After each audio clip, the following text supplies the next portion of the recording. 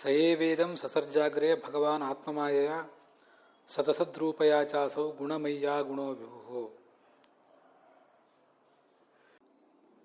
ತ್ರಿಗುಣರಹಿತಃ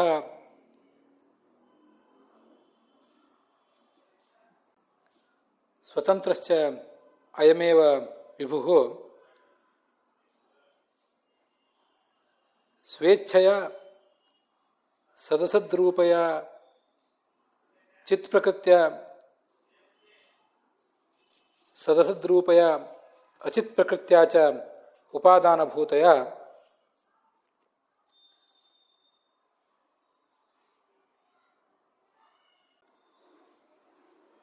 ಅಗ್ರೆ ಇದಂ ಸರ್ವಂ ವಿಶ್ವಂ ಸಸರ್ಜ.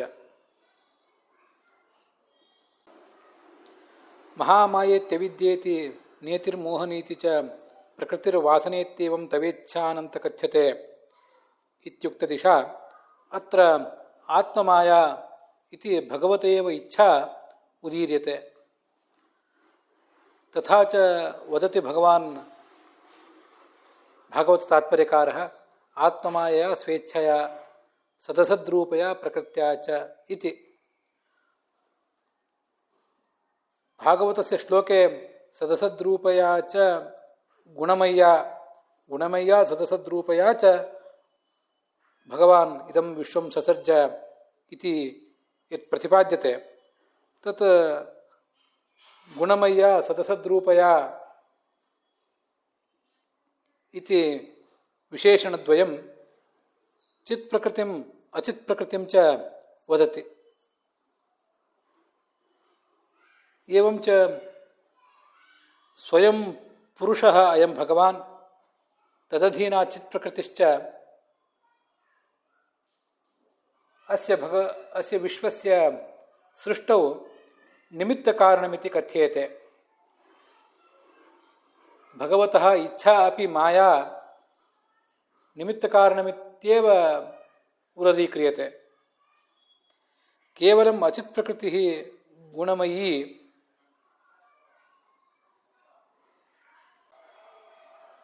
ಉಪಾದಾನ ಕಾರಣಂ ಅಸ್ಯ ಜಗತಃ ಇತಿ ಉಪಾದೀಯತೆ.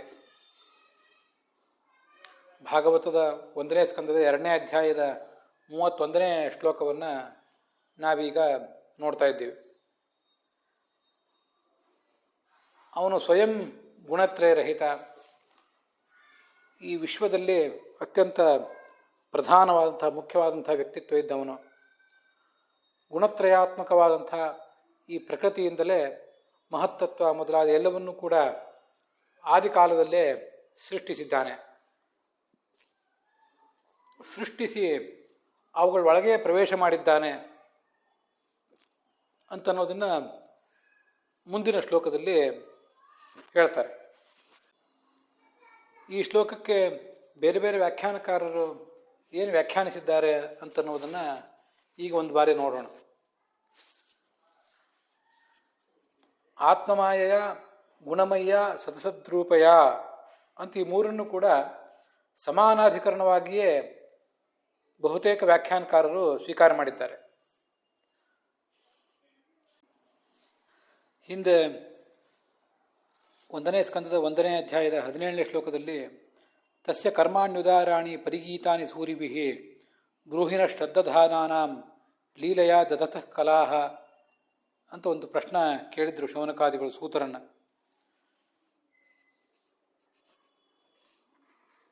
ಭಗವಂತ ತನ್ನ ಲೀಲೆಯಿಂದ ಅವತಾರಗಳನ್ನು ತಳೆದು ಅನೇಕ ಉತ್ತಮ ಕಾರ್ಯಗಳನ್ನು ನಡೆಸ್ತಾನೆ. ಆ ಎಲ್ಲ ಕಾರ್ಯಗಳನ್ನು ಜ್ಞಾನಿಗಳು ಕೊಂಡಾಡ್ತಾರೆ.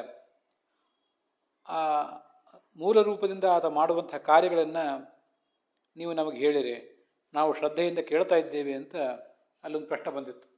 ಆ ಪ್ರಶ್ನೆಗೆ ಉತ್ತರವಾಗಿ ಈ ಶ್ಲೋಕ ಹೊರಟಿದೆ ಅಂತ ಯಾದವಾರ್ಯರು ಮತ್ತು ಉಳಿದ ಅನೇಕ ಜನ ವ್ಯಾಖ್ಯಾನಕಾರರು ಕೂಡ, ಶ್ರೀಧರಿಯ ವ್ಯಾಖ್ಯಾನದಲ್ಲಿ ಕೂಡ ಅದೇ ರೀತಿಯಾದಂಥ ಅಭಿಪ್ರಾಯ ಕೇಳಿ ಬರ್ತದೆ. ವೀರರಾಘವರ ವ್ಯಾಖ್ಯಾನದಲ್ಲಿ ಇದನ್ನು ಹೀಗೆ ಹೇಳಿದ್ದಾರೆ. ತದಾತ್ಮಾನಂ ಸ್ವಯಂ ಅಕುರುತ ಅಂತ ತೈತ್ರಿಯ ಉಪನಿಷತ್ತು.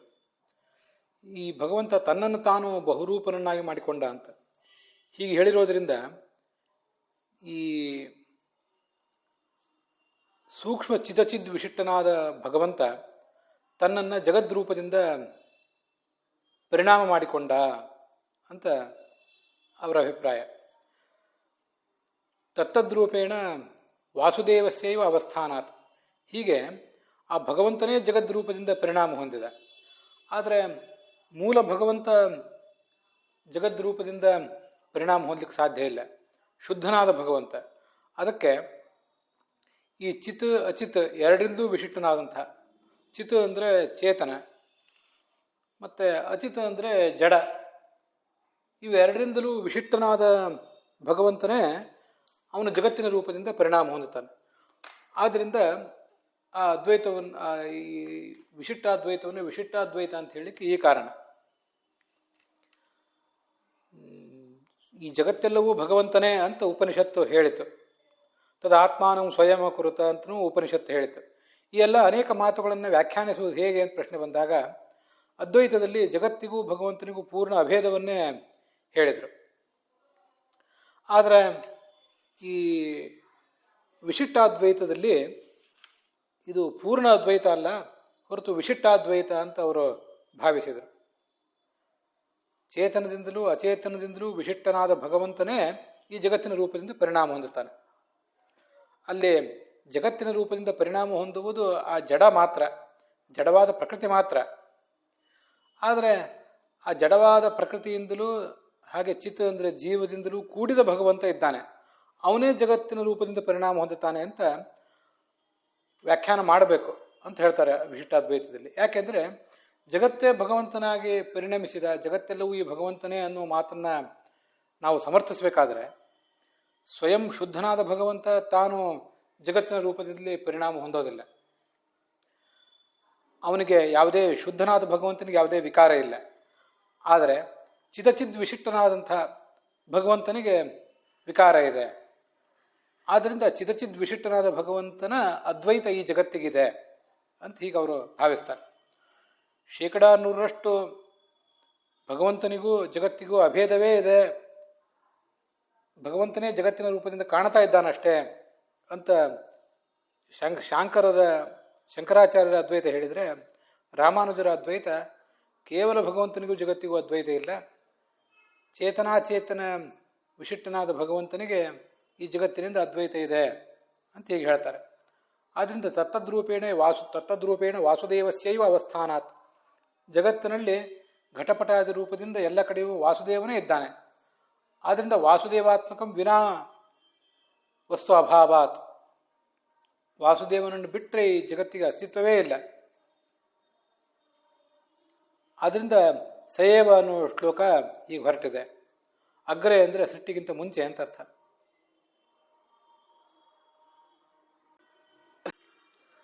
ಆ ವಾಸುದೇವನೇ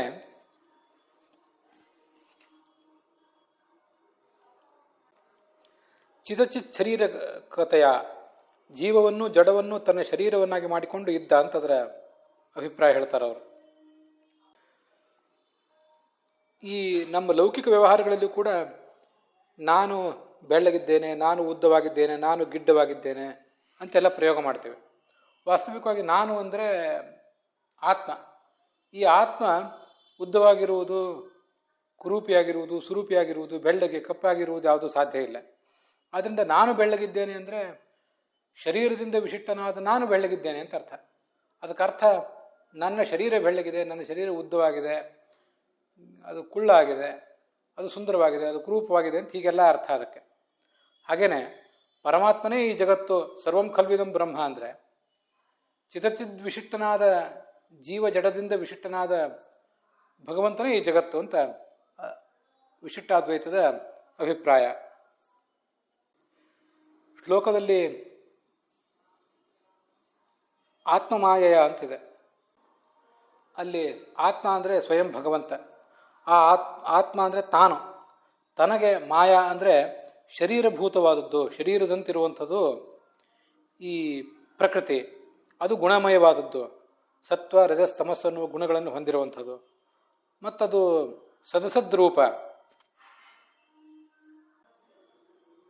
ಅಂತನೂ ಶ್ಲೋಕದಲ್ಲಿ ಶಬ್ದ ಇದೆ, ಸದಸದ್ರೂಪಯ ಅಂತ. ಅದಕ್ಕೆ ಮಹದಾದಿ ಪೃಥಿವ್ಯಂತ ಕಾರ್ಯಕಾರಣ ರೂಪೇಣ ಮಹತ್ತತ್ವ, ಅಹಂಕಾರ ತತ್ವ ಮೊದಲಾದ ತತ್ವಗಳಿವೆ. ಅವೆಲ್ಲವೂ ಕಾರಣಗಳು. ಪೃಥ್ವಿ ಮೊದಲಾದ ಕಾರ್ಯಗಳು, ಕೊನೆಗಿರುವಂಥವು ಕಾರ್ಯಗಳು. ಹೀಗೆ ಪ್ರಕೃತಿ, ಮಹತ್ತತ್ವ, ಅಹಂಕಾರ ತತ್ವ ಮೊದಲಾದ ಕಾರಣಗಳಿಂದ ನಾವು ಕೊನೆಗೆ ನೋಡುವಂತಹ ಸ್ಥೂಲವಾದ ಕಾರ್ಯ ಸೃಷ್ಟಿ ಕಾಣುತ್ತದೆ. ಹೀಗೆ ಸತ್ ಅಂದರೆ ಕಾರ್ಯ, ಅಸತ್ ಅಂದರೆ ಕಾರಣ. ಅದನ್ನು ಮುಂದೆ ವಿಜಯಧ್ವಜರು ಯಾದವಾರರು ಕೂಡ ಹೇಳ್ತಾರೆ. ಹೀಗೆ ಕಾರ್ಯಕಾರಣ ರೂಪದಿಂದ ಪರಿಣಾಮ ಹೊಂದುವಂಥ ಈ ಪ್ರಕೃತಿ, ಗುಣಮಯವಾದ ಪ್ರಕೃತಿ, ಹೀಗೆ ಜಗತ್ತನ್ನು ಸೃಷ್ಟಿಸಿದ, ತಾನು ಅದರೊಳಗೆ ಪ್ರವೇಶಿಸಿದ ಅಂತ ವಿಶಿಷ್ಟಾದ್ವೈತದ ವ್ಯಾಖ್ಯಾನ. ಎಲ್ಲ ವ್ಯಾಖ್ಯಾನಕಾರರು ಹಾಗೆ ಮಾಡಿದ್ದಾರೆ ಅಂತ ಹೇಳಿದ್ದಾರೆ. ರಾಧಾಕೃಷ್ಣರ ವ್ಯಾಖ್ಯಾನದಲ್ಲಿ ಕೂಡ ಸದಸದ್ರೂಪ ಅಂದರೆ ಕಾರ್ಯಕಾರಣ ರೂಪವಾದದ್ದು, ಸತ್ ಅಂದರೆ ಕಾರ್ಯ, ಅಸತ್ ಅಂದರೆ ಕಾರಣ ರೂಪವಾದದ್ದು. ಹೀಗೆ ಸದಸದ್ರೂಪ ಅಂದರೆ ಕಾರ್ಯಕಾರಣ ರೂಪವಾದ ಆತ್ಮಮಾಯ, ಮತ್ತು ಗುಣಮಯಿ ಅಂದರೆ ಸತ್ವಾದಿ ಗುಣರೂಪವಾದದ್ದು.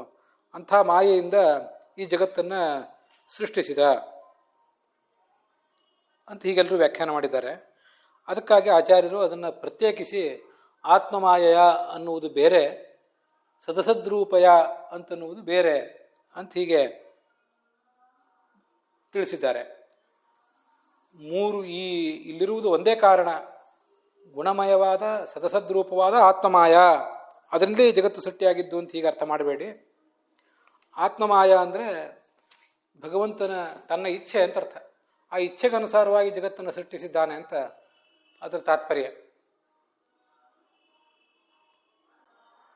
ವಿಜಯಧ್ವಜರು ಅದನ್ನು ಹೀಗೆ ವ್ಯಾಖ್ಯಾನ ಮಾಡ್ತಾರೆ.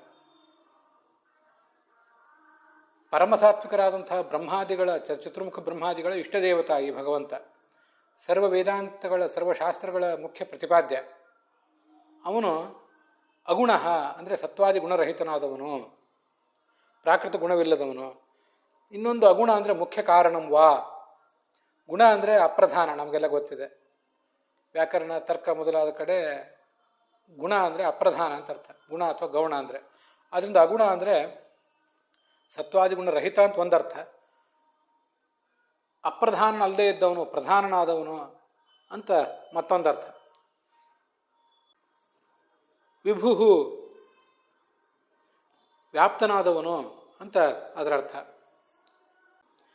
ವಿಭು ಅಂತ ಇಲ್ಲಿ ಶಬ್ದ ಇದೆಯಲ್ಲ, ಅದಕ್ಕೆ ಗೀತಾ ಭಾಷ್ಯದಲ್ಲಿ ಬಂದಿರುವಂಥ ಒಂದು ಅರ್ಥವನ್ನು ನಾವು ಅವಲೋಕಿಸಬೇಕು. ವಿವಿಧಂ ಆಸೀದಿತಿ ವಿಭು, ನಾನಾ ರೂಪದಿಂದ ಇರುವವನು ಅಂತ ಅದಕ್ಕರ್ಥ.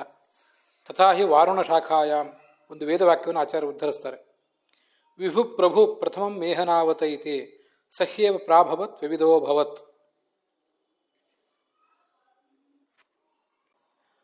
ಮೇಹನಾವತ್ ಅಂದರೆ ಭಕ್ತರ ಅಪೇಕ್ಷೆಗಳನ್ನು ಈಡೇರಿಸುವಂಥದ್ದು ಅಂತ ಅದರ ಅರ್ಥ. ಸಹ್ಯೇವ ಪ್ರಾಭವತ್ ವಿವಿಧ ಅಭವತ್, ಅವನೇ ಅನೇಕ ರೂಪಗಳನ್ನು ತಾಳಿದ. ಸೋಕಾಮಯತ ಬಹುಶ್ಯಾಂ ಪ್ರಜಾಯೇಯ ಅಂತ ತೈತ್ರಿಯ ಉಪನಿಷತ್ತಿನಲ್ಲೂ ಇದೆ.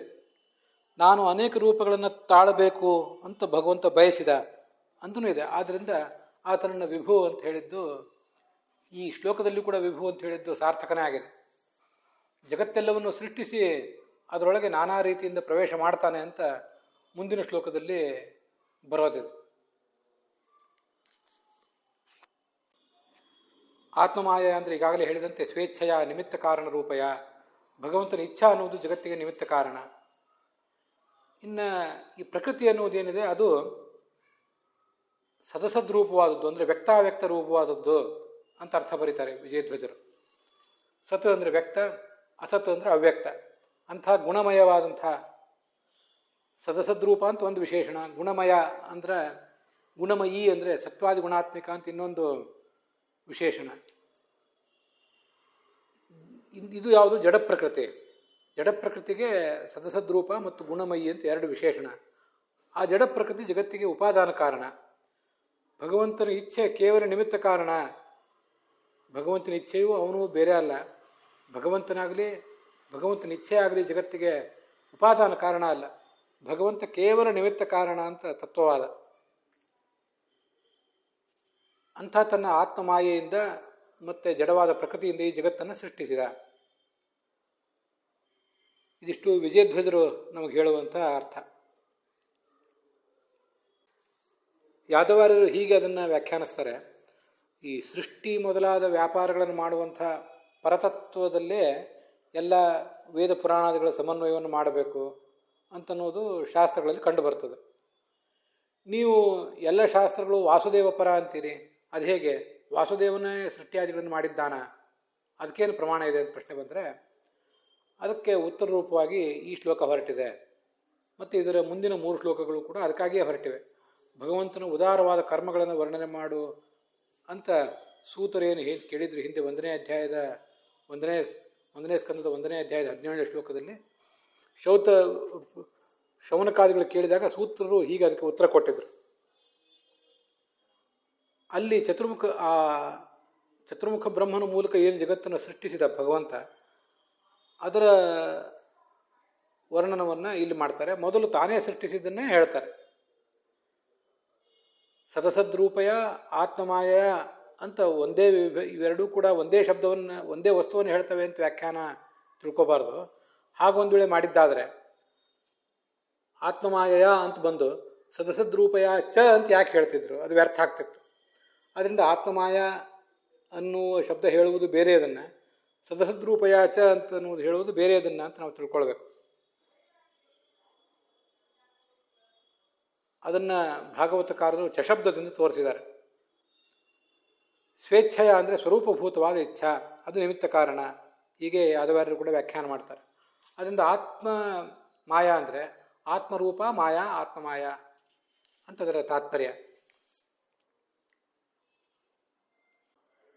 ಅಜೋಪಿ ಸನ್ ಅವ್ಯಯಾತ್ಮ ಭೂತಾನಾಂ ಈಶ್ವರೋಪಿ ಸನ್ ಪ್ರಕೃತಿಂ ಸ್ವಾಂ ಅವಷ್ಟಭ್ಯ ಸಂಭವಾಮ್ಯಾತ್ಮಮಾಯಯ ಅಂತ ಭಗವದ್ಗೀತಾದಲ್ಲಿ ಕೂಡ ನನಗೆ ಉತ್ಪತ್ತಿ ಇಲ್ಲ, ಯಾರೂ ನನ್ನನ್ನು ಹೀಗೆ ಹುಟ್ಟುಬಾ ಅಂತ ಒತ್ತಾಯಿಸುವವರಿಲ್ಲ, ಆದರೂ ಆತ್ಮಮಾಯೆಯ ಸ್ವೇಚ್ಛೆಯಿಂದ ನಾನು ಹೀಗೆ ಹುಟ್ಟುತ್ತೇನೆ ಅಂತ ಭಗವಂತ ಭಗವದ್ಗೀತಾದಲ್ಲಿ ಕೂಡ ಹೇಳ್ತಾನೆ. ಅಲ್ಲಿಯೂ ಕೂಡ ಆತ್ಮಮಾಯ ಅಂದರೆ ಅವನ ಇಚ್ಛೆ ಅಂತಲೇ ಅರ್ಥ.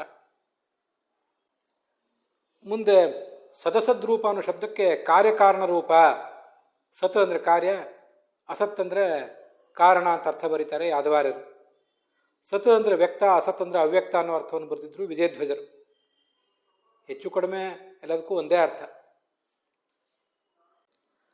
ಸದಸದ್ರೂಪಯ ಚ ಅಂತಿದೆಯಲ್ಲ, ಸದಸದ್ರೂಪಯ ಮಾಯಯ ಚ ಅಂತ ತಿಳ್ಕೊಬೇಕಂತೆ. ಹಿಂದೆ ಆತ್ಮಮಾಯಯ ಅಂತ ಒಂದು ಬಂತು. ಅಲ್ಲಿ ಆತ್ಮಮಾಯ ಅಂದರೆ ಭಗವಂತನ ಸ್ವರೂಪ ಶರೀರದಿಂದ ಅಭಿನ್ನವೇ ಆದಂಥ ಇಚ್ಛಾ ಅಂತ ಅರ್ಥ. ಇಲ್ಲಿ ಆ ಮಾಯಾ ಶಬ್ದವನ್ನು ಮತ್ತೊಂದು ಬಾರಿ ಚಕಾರದಿಂದ ತಿಳ್ಕೊಳ್ಬೇಕಂತ. ಇಲ್ಲಿ ಮಾಯಾ ಅಂದರೆ ಪ್ರಕೃತಿ ಅಂತ ಅರ್ಥ. ಅನುಕೃಷ್ಟಸ್ಯ ಮಾಯಾ ಶಬ್ದಸ್ಯ ಅರ್ಥ. ಅದರಿಂದ ಒಂದು ಕಡೆ ಮೂಲದಲ್ಲೇ ಇರುವ ಮಾಯಾ ಶಬ್ದಕ್ಕೆ ಇಚ್ಛಾ ಅಂತ ಅರ್ಥ. ಆ ಮಾಯಾ ಶಬ್ದವನ್ನು ಇನ್ನೊಂದು ಬಾರಿ ಮುಂದಿನ ಸದಸದ್ರೂಪಯ ಚ ಅನ್ನುವುದಕ್ಕೆ ಹೊಂದಿಸಿದಾಗ ಇಲ್ಲಿ ಮಾಯಾ ಅಂದರೆ ಪ್ರಕೃತಿ ಅಂತ ಅರ್ಥ. ಮಾಯಾಂತು ಪ್ರಕೃತಿಂ ವಿದ್ಧಿ ಮಾಯಿನಂತು ಮಹೇಶ್ವರಂ ಅಂತ ಶ್ವೇತಾಶ್ವತರ ಉಪನಿಷತ್ತು ಕೂಡ ಹಾಗೆ ಹೇಳ್ತದೆ. ಮಾಯಾ ಅಂದರೆ ಪ್ರಕೃತಿ ಮತ್ತು ಮಾಯಿ ಅಂತಂದರೆ ಈಶ್ವರ ಅಂತ. ಈ ಜಡವಾದ ಪ್ರಕೃತಿ ಜಗತ್ತಿಗೆ ಉಪಾದಾನ ಕಾರಣ ಅಂತ ಅದರ ತಾತ್ಪರ್ಯ. ಇಲ್ಲಿ ವಿಜಯಧ್ವಜರು ಮತ್ತು ಯಾದವಾರರು ಕೇವಲ ಜಡವಾದ ಪ್ರಕೃತಿ ಬಗ್ಗೆ ಮಾತ್ರ ಬರೆದಿದ್ದಾರೆ. ಚೇತನ ಪ್ರಕೃತಿಯ ಬಗ್ಗೆ ಒಂದು ನಾವು ಅನುಸಂಧಾನ ಮಾಡಬೇಕು. ಅದನ್ನು ನೀವೇ ತಿಳ್ಕೊಳ್ರಿ, ನಾವು ಹೇಳಬೇಕಾದ ಅಗತ್ಯ ಇಲ್ಲ, ಅದು ಶಾಸ್ತ್ರ ಸಿದ್ಧವಾದ ಪ್ರಮೇಯವೇ ಆಗಿದೆ. ಒಂದು ನಿಮಿತ್ತ ಕಾರಣ, ಒಂದು ಉಪಾದಾನ ಕಾರಣ ಅಂತ ಹೀಗೆ ತಿಳ್ಕೊಳ್ಬೇಕು. ಅದನ್ನು ನಾವು ಭಾಗವತ ತಾತ್ಪರ್ಯಕ್ಕೆ ಅನುಗುಣವಾಗಿ ತೋರಿಸಿದ್ದೀವಿ. ಗುಣಮಯ್ಯ, ಸದಸದ್ರೂಪಯ, ಆತ್ಮಮಾಯಯ ಈ 3 ಶಬ್ದಗಳು ಒಂದನ್ನೇ ಹೇಳ್ತವೆ ಅಂತ ಭ್ರಮಿಸಬೇಡ್ರಿ ಅಂತ ನಿಮ್ಮ ಭ್ರಮೆಯನ್ನು ಪರಿಹರಿಸಿದ್ದೀವಿ.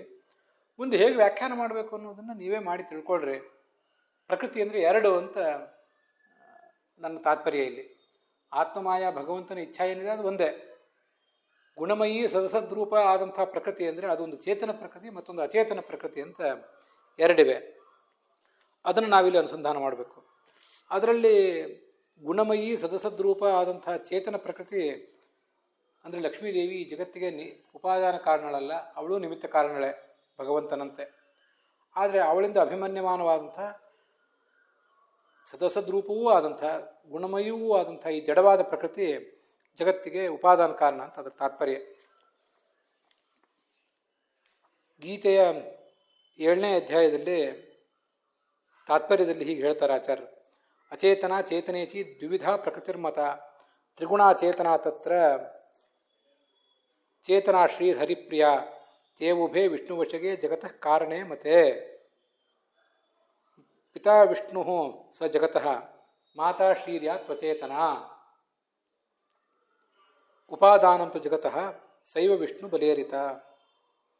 ಜಗತ್ತಿಗೆ 2 ಕಾರಣಗಳಿವೆ. ಒಂದು ಚೇತನ ಪ್ರಕೃತಿ, ಇನ್ನೊಂದು ಅಚೇತನ ಪ್ರಕೃತಿ. ಎರಡನ್ನೂ ತಿಳ್ಕೋಬೇಕು ಅಂತ ಸ್ಪಷ್ಟವಾಗಿ ಅಲ್ಲಿ ಬಂದಿದೆ. ಅದು ಯಾವ ಪ್ರಮಾಣ ಅಂತ ಗೊತ್ತಾಗೋದಿಲ್ಲ, ಆದರೆ ಅಲ್ಲಿ ಮಾತ್ರ ಈ ಮಾತು ಸ್ಪಷ್ಟವಾಗಿದೆ. ಪ್ರಕೃತಿ ಅಚೇತನ ಪ್ರಕೃತಿ ಮತ್ತು ಚೇತನ ಪ್ರಕೃತಿ ಅಂತ 2 ಇದೆ.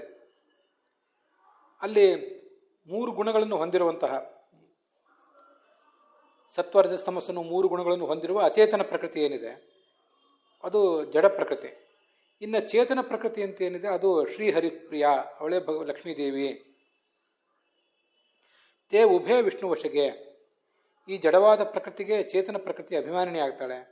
ಜಡವಾದ ಪ್ರಕೃತಿಯು ಚೇತನ ಪ್ರಕೃತಿಯು ಇಬ್ಬರೂ ಭಗವಂತನ ವಶರೇ, ಇಬ್ಬರೂ ಜಗತ್ತಿಗೆ ಕಾರಣರು ಅಂತ ಬಂದಿರುವುದರಿಂದ ಇಲ್ಲಿಯೂ ಕೂಡ ಹಾಗೆ ಅನುಸಂಧಾನ ಮಾಡಬೇಕು ಅಂತ ನನ್ನ ಅಭಿಪ್ರಾಯ.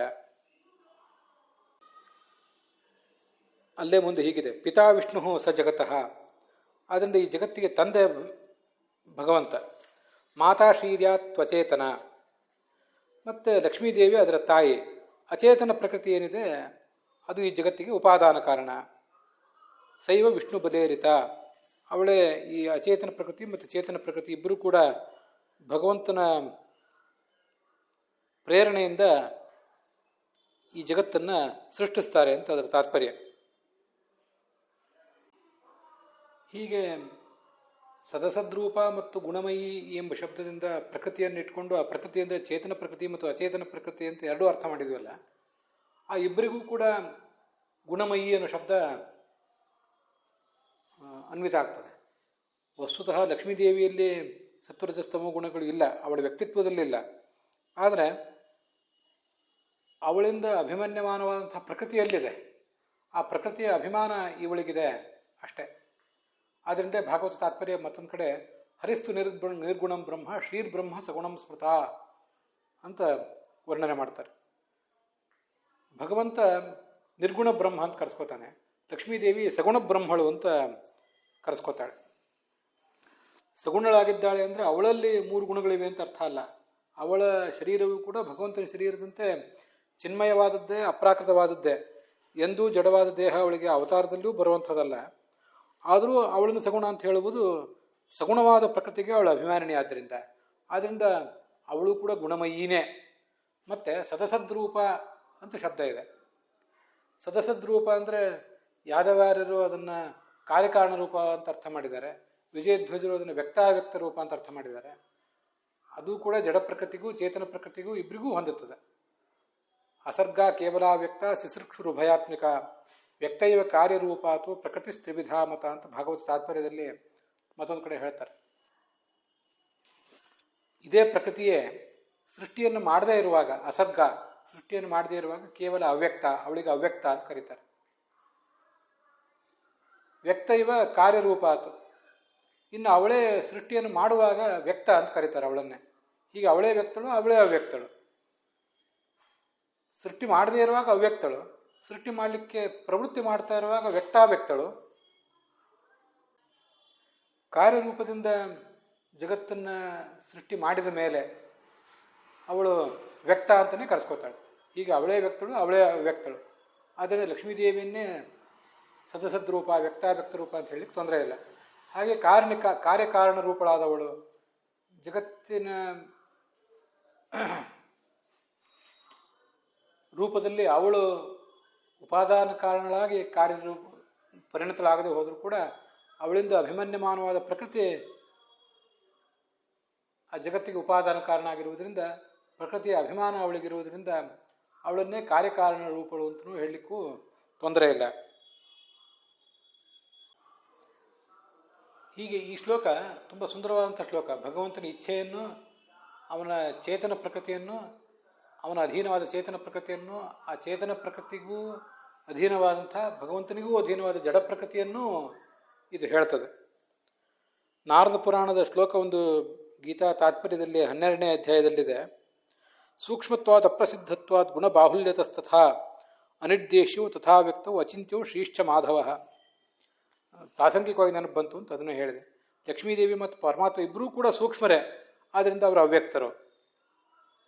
ಇಲ್ಲಿಯೂ ಅವ್ಯಕ್ತ ಸದಸದ್ರೂಪ ಅಂತೇಳಿ ಅಸತ್ ಅಂತ ಅವ್ಯಕ್ತ ಅಂತ ಬಂದಿದ್ದಾರೆ, ಅದಕ್ಕಾಗಿ ಅದನ್ನು ಹೇಳ್ತಾ ಇದ್ದೇನೆ. ಮತ್ತು ಅವರಿಬ್ಬರೂ ಅಪ್ರಸಿದ್ಧರು, ಪೂರ್ಣವಾಗಿ ಅವರನ್ನು ತಿಳ್ಕೊಳ್ಳಿಕ್ಕೆ ಸಾಧ್ಯ ಆಗೋದಿಲ್ಲ. ಆದ್ದರಿಂದ ಅವರನ್ನು ಅನಿರ್ದೇಶ್ಯರು ಅಂತ ವರ್ಣನೆ ಮಾಡ್ತಾರೆ. ಅನಂತ ಗುಣವುಳ್ಳವರಿಬ್ಬರೂ ಕೂಡ. ಅಲ್ಲಿ ಶಬ್ದ ಹೀಗಿದೆ, ಗುಣಬಾಹುಲ್ಯತಃ ಅಂತ. ಅನಂತ ಗುಣಗಳು ಇಬ್ಬರಿಗೂ ಇಲ್ಲ. ಭಗವಂತನಿಗೆ ಅನಂತ ಗುಣಗಳಿವೆ, ಅವಳಿಗೆ ಅನಂತ ಗುಣ ಇಲ್ಲ. ಆದರೆ ಉಳಿದೆಲ್ಲ ಜೀವರಾಶಿಗಳಿಗೆ ಹೋಲಿಸಿದರೆ ಅವಳ ಗುಣಗಳು ಹೆಚ್ಚು. ಆದ್ದರಿಂದ ಅವರಿಬ್ಬರನ್ನ ಅಚಿಂತ್ಯ ಅಂತ ಕೂಡ ಹೇಳ್ತಾರೆ. ನಾರದ ಪುರಾಣದಲ್ಲಿ ಹೀಗೊಂದು ಮಾತು ಕೇಳಿ ಬರ್ತದೆ. ಅದರೊಂದಿಗೆ ಇವತ್ತಿನ ಈ ಭಾಗ ಸಮಾಪ್ತವಾಗಿದೆ.